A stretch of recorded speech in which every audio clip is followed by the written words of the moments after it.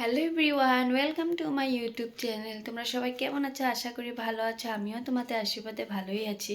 তো এখন বাজে পুরো 4:30। আমিও ঘুম থেকে উঠে গেছি। তার কারণটা পরে ভিডিওটা পুরো দেখলেই জানতে পারবে। তো পুরো ভিডিওটা স্কিপ না করে দেখতে থাকো।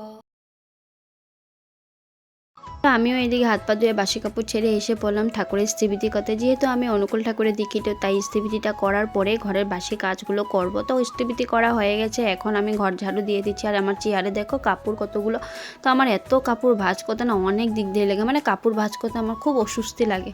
তো যাই হোক, অনেক কাপড় আছে, পরে দিয়ে ভাঁজ করবো। তো চলে গেলাম বাইরে, আর এত অন্ধকার ছিল, পূর্ণিমা ছিল, তার জন্য চাঁদটা দেখলাম, এত ভালো লাগছে দেখতে। আর অন্ধকারের মধ্যে কি করব, উপায় নেই, কাজ তো করতেই হবে। তো এখানে অনেকগুলো বাসন বেরিয়ে, বাসনগুলো এখন ধুয়ে নিচ্ছি। আর ঠান্ডা আছে কিন্তু সোয়েটার পরে নিই, কারণ সোয়েটার পরে কাজ করতে তো অনেকে অসুবিধা লাগে, তার জন্য। তো এরকম করে কাজ করতে করতে দেখবে গরম লেগে যায়।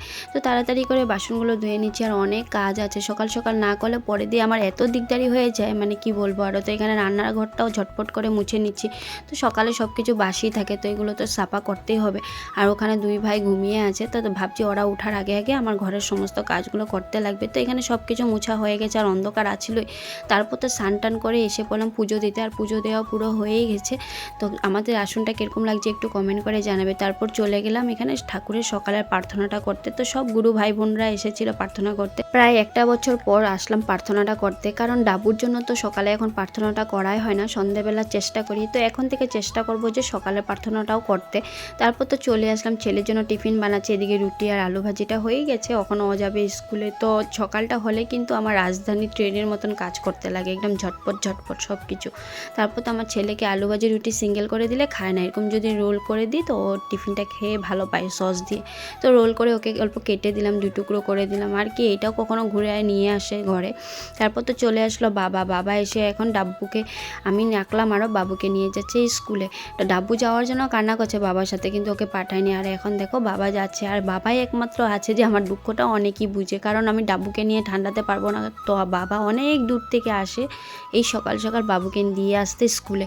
তো বাবু চলে গেছে, আমিও এখন দাঁড়িয়ে আছি। আর দেখো রাস্তার পিছনে কেউ নেই, পুরো রাস্তা ফাঁকা, আর অল্প অল্প করে কুয়াশা আছে। তারপর তো চলে আসলাম ঘরে, এসে তাড়াতাড়ি করে বিছানাটা তুলে নিলাম। আর ডাব্বু কিন্তু নিচে খেলা করছে। তো বিছানাটা তোলাও হয়ে গেছে, আর ওকে নিয়ে গেলাম আন্টিদের ঘরের সামনে। এখন আন্টি ওকে দিল মুড়ি, তো বসে বসে মুড়ি খাচ্ছে, আমিও বসে আছি রোদে। তো ও মুড়ি খেয়ে খেয়ে ঘরে দিদা ছিল, দিদাকে দেখে আসছে। তো দিদার সাথে ও কথা বলছে, আর এসে এসে মুড়ি খাচ্ছে। তারপর তো বরের ফোন আসলো যে আর্জেন্ট কাজ আছে, ব্যাংকে যেতে হবে। ব্যাংকে তো আর আমার পিছা ছাড়ছেই না বন্ধুরা। তো দাবুকে নিয়ে গেলাম ব্যাংকে একটু বসলাম। তারপর তো হচ্ছেই না, অনেকক্ষণ পরে কাজটা হলো, মানে একটা কার্ডের প্রবলেম ছিল, কার্ডটা ঠিক করলাম। তো ওখান থেকে ডাবুকে নিয়ে বেরিয়ে পড়লাম। আর বাবু ছিল স্কুলে, ওর জন্য টেনশন হয়ে গেছে, কারণ ও চলে আসবে। তো এখানে ফুচকা অনেক দিন ধরে খাওয়া হয়নি, তো নিয়ে আসলাম ফুচকা। তো এখন ফুচকাটা কাপড়ও ছাড়া হয়নি, ফুচকাটা এখন বসে বসে খাবো, তারপরে রান্না বান্না করবো। তো আজকে অবধি ভিডিওটা এখানেই, দেখা হচ্ছে নেক্সট একটা সুন্দর ভিডিওতে। Bye bye.